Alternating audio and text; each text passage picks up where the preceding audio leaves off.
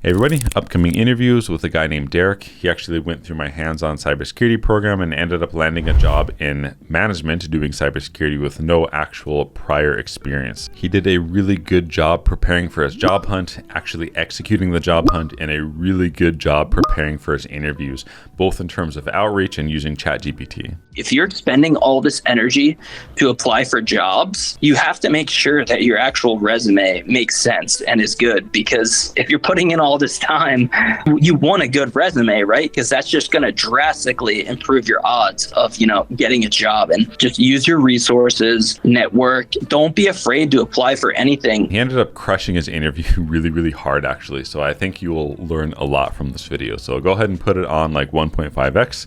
Listen to the end. You definitely won't regret it.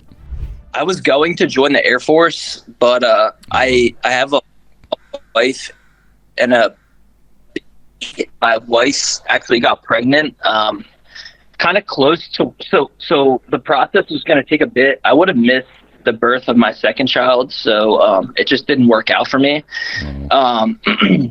And yeah, so I decided to not do the Air Force, and I had done a lot of research. Security clearance would have been great, this and that. I had gotten my security plus actually while I was working at my prior job, and I got laid off. So I decided to fully focus, and it took me like 2 months to get my security plus. I saw your videos on YouTube about Active Directory lab, and I did that lab, and it was so much better than anything else I saw online. Oh, thank you. It was very low. I had no issues, and I believe actually I saw it on Reddit. That's where I found it, is because Reddit is a place where people are, it's real people. It's not, automated responses. People are giving you honest answers on like what's the best place to go. And that's what led me to your course. And I saw that, so I subscribed to your channel, and I saw your video about your cybersecurity course, and as soon as I joined, I realized it was worth it, because it was amazing experience for me, especially for the Discord community. They have helped me out so much. Shout out to Splendy Man, Amelia, Alien Fader. There's so many people that helped me prepare for my interviews. So that alone has been instrumental in me getting this job. So, and you, of course. Oh, thank you. Most. Thank you. I'm glad to hear that. And I recognize all those people you mentioned in the Discord. They're really, really helpful. And I'm happy to have them here. So. And Ferris too. So oh yeah. Yeah, that's cool. So were you working in tech in any capacity like beforehand, or you had like a desktop like support job, was it, or something? Yeah. So first, I worked at a company called Fiserv. They're a pretty big financial tech company. My title was Remittance Solutions, but in reality, I was really a project manager. So that's what I put on my resume, because I managed the entire project by myself. I was trained.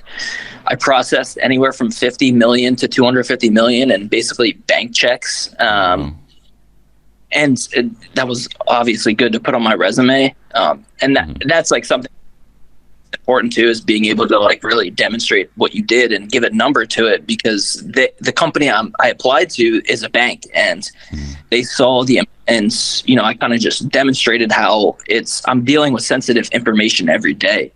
So they really liked that I did that. It wasn't really tech related. I did work with some of their software and secured data storage and destruction.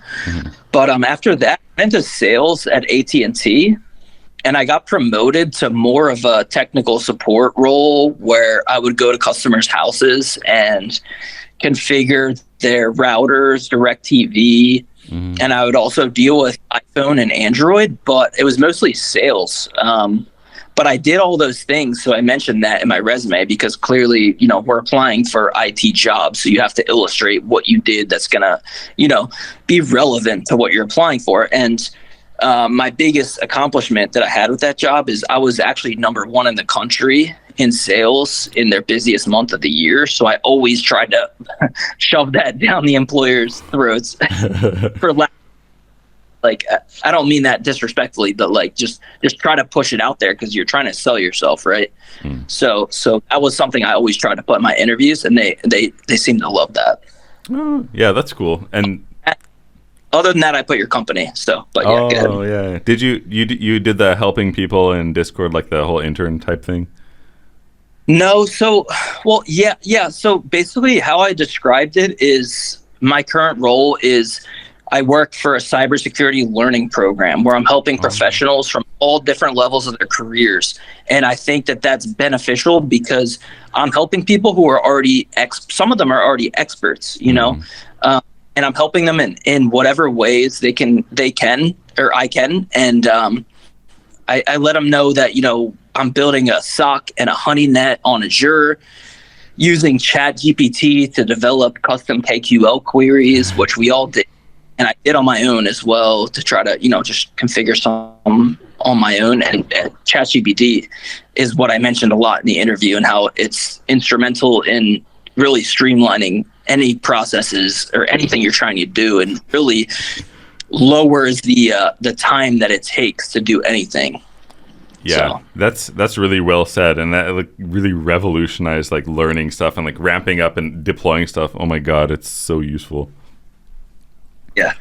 Cool. So do you mind talking a bit about like the job you got? Like, what's your title and like the stuff you're going to be doing?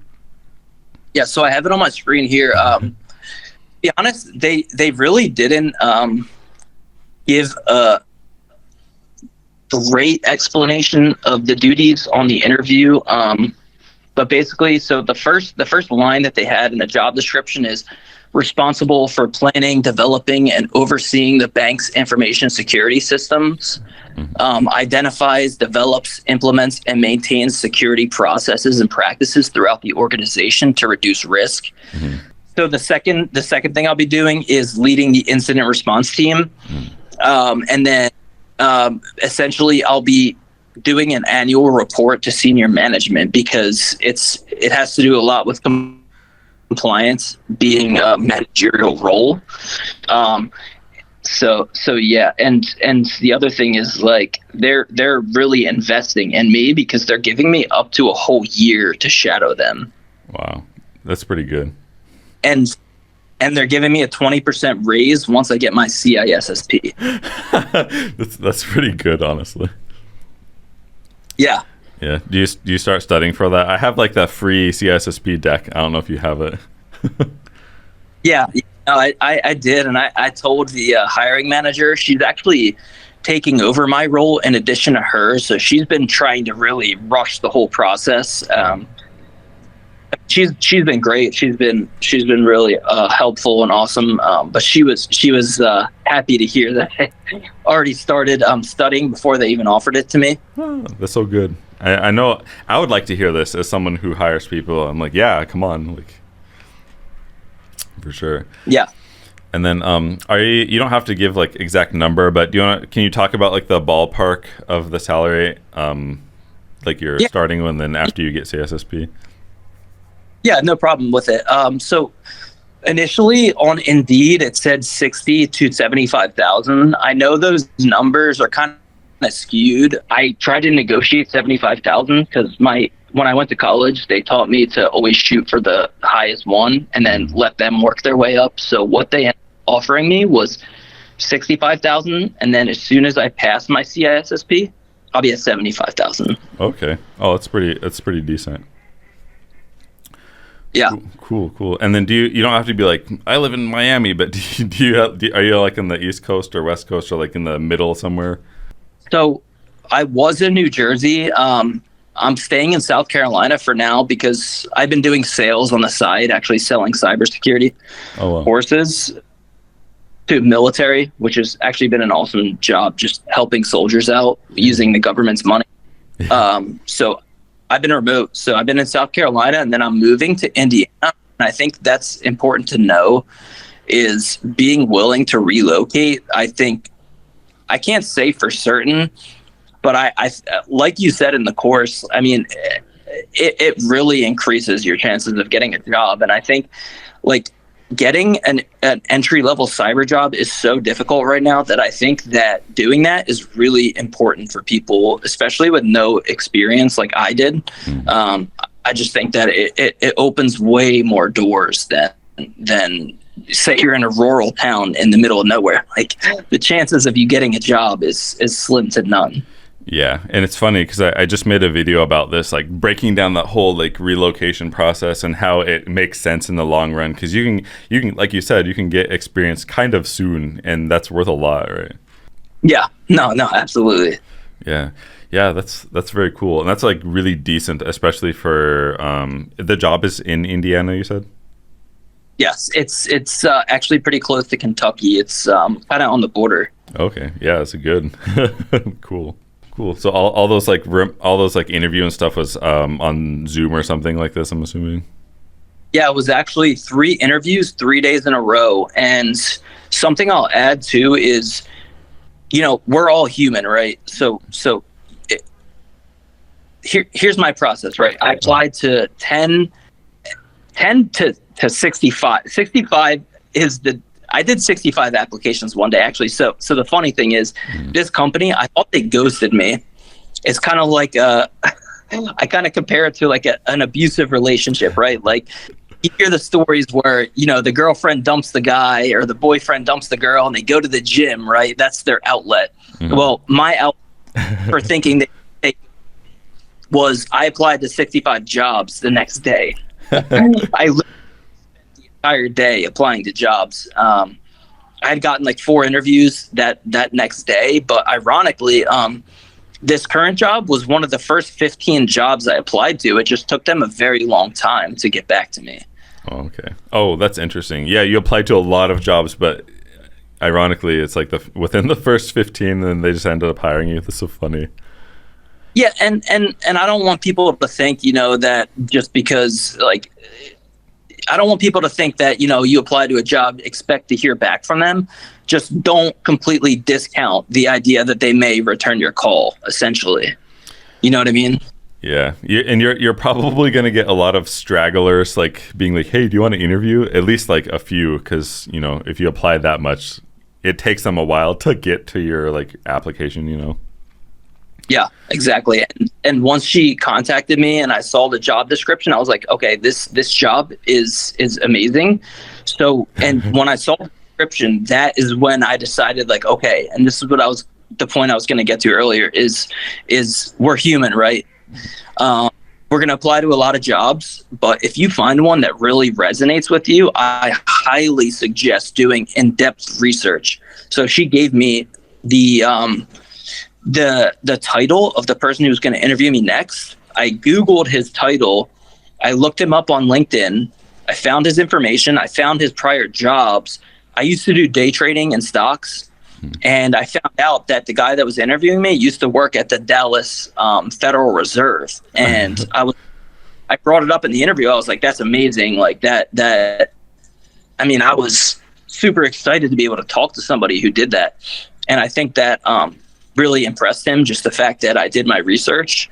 So I think that's important, like just really any way you can dig into whoever's interviewing you or the job description, have a date night with ChatGPT, maybe no flowers or anything like that. But just, I mean, really like ChatGPT did me a huge service. I took maybe 4 or 5 pages of notes.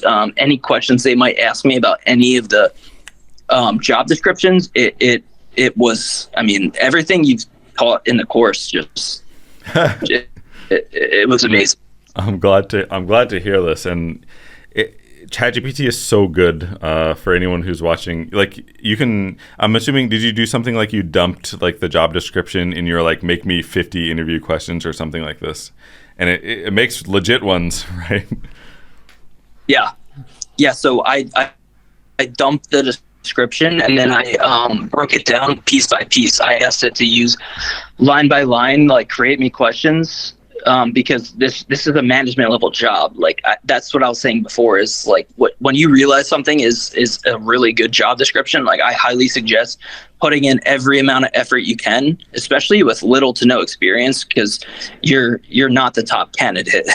Hate to say it, but it's true. So the more you can stand out, the better. That's really good advice. And then for anyone watching, like, is there any particular part of the course that you really helped you a lot that you want to tell people to pay attention to in particular? Yeah. So the Anki deck, and for my job, since it's management level and I understood the regulations that the banks would be dealing with, I actually went through your NIST part of the course. I think it was the beginning of the course where you talked about NIST. Yeah. That just, and as soon as the final interviewer, he was the chief information officer, by the way, he asked me what I knew about incident response, since I'd be leading it. And like I said, I looked up the job description, knew what they would be asking. I had it fired up. Like I had an example for each part of the incident response process. He was smiling the whole time. And I suggest, by the way, telling this to people on the Discord, in your Discord before, like something I think is important if you get nervous is trying to find a way to smile, even if it's like something they say that can be construed as a joke. Try to smile. I think it really helps you to feel more at ease. Don't be weird. Don't just smile for no reason. but if you can find a reason to smile, it seriously helped me so much to just relax. But yeah, to more answer your question, yeah. So the NIST process that you put in your course really helped me with my interview, 100%. I mean, and finding examples was instrumental. That's good to hear. And you're probably like the third or fourth person to tell me they recited the incident response lifecycle like in the interview. People, they love to ask about this like so much for some reason. So for anyone watching, like, you know, NIST 861 life cycle. Yeah, and then one last thing I'll say too, I think this is probably the best thing that I did to get me the job is you mentioned Darknet Diaries. So I highly suggest that to everybody who's watching, Jeremy from Marketing episode, he is a pen tester, ex military, like amazing guy, like super cool background. He is probably one of the better pen testers out there. In the episode, he basically talks about all his frustrations with not being able to escalate his privileges in the company he was trying to pen test. And it gives amazing examples of why least privilege is so important. I've been asked about least privilege a lot. I mentioned that episode many times in interviews, especially this one. I wrote down and I took notes on everything he said that made him angry for not being able to escalate privileges. And this is especially pertinent to managerial roles because, you know, you're trying to build systems that are preventing people from escalating their privileges, you know.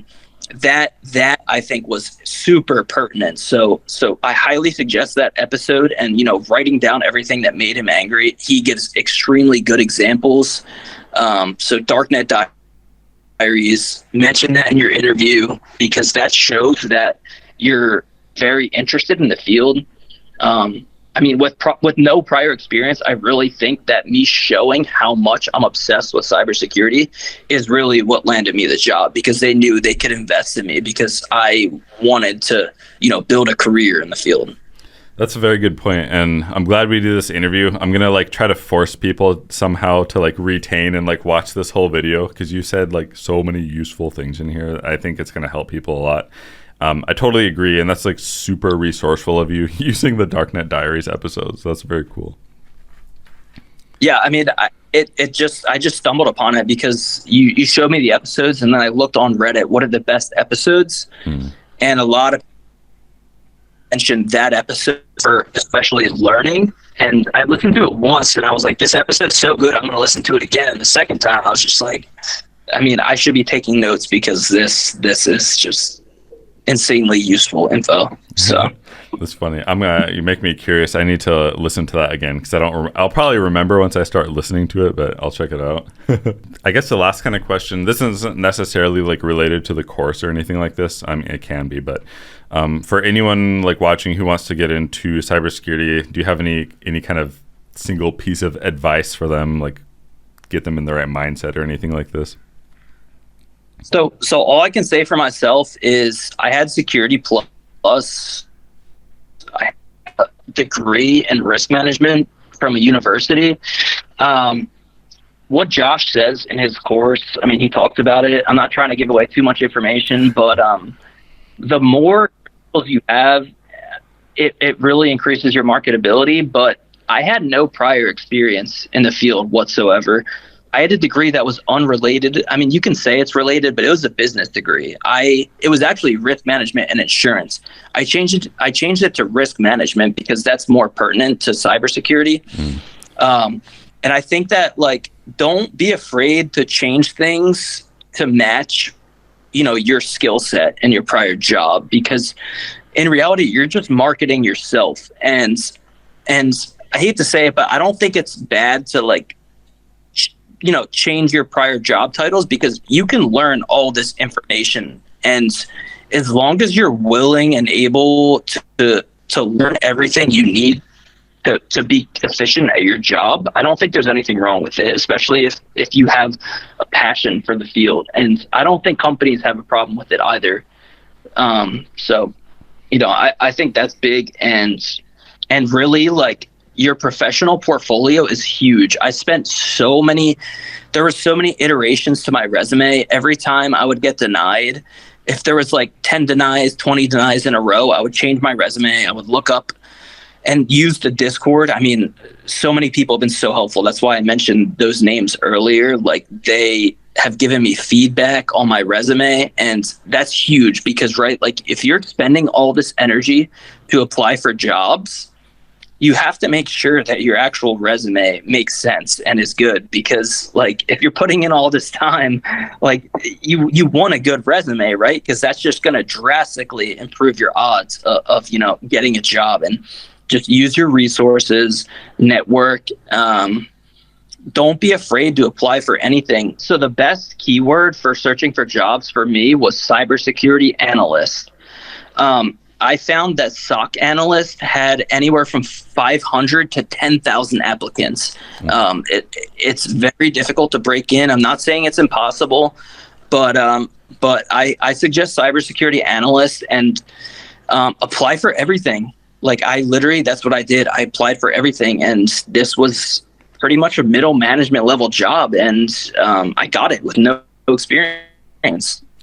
As a person, I'm not trying to hype myself up.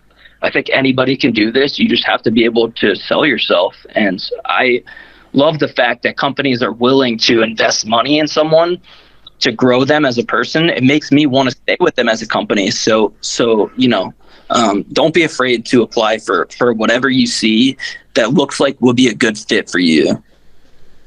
Cool. Yeah, thanks for that. That's really well said. And I 100% agree with all those, like changing your past titles and fudging stuff, as long as you can speak to it and like do the stuff. And I think it's like totally fine. You don't have to be like super honest, because like the employers like don't care about like any of that, right? They just want to hire someone to like work, right? Yeah. Well, cool. Thank you so much for this. I really appreciate it a lot. Do you have like a Instagram or anything you want to shout out to people to follow? I actually don't really use social media much, but I just hope that everybody listening could have gotten something from this, and just know that, if you're applying for jobs and you don't get something you want, just keep pushing, because I got to like a lot of depressed stages in my interview process. I applied to probably 600 jobs total. And I think that should be like a good baseline for you, because I've seen on Reddit, people have applied from anything to 600 to 1,000. You don't have to listen to the dinosaur mind of, you have to do help desk. I mean, it's good experience. Don't get me wrong, but don't be afraid to like really like shoot for the stars, because I think that with the right mindset and just believing you can do it, I think that applying for any cybersecurity job, you should just shoot for the stars. So definitely agree. Cool. Yeah, thanks so much. I really appreciate it. For sure, this is going to at least get some people jobs listening to this. So, you're changing lives. So I appreciate it.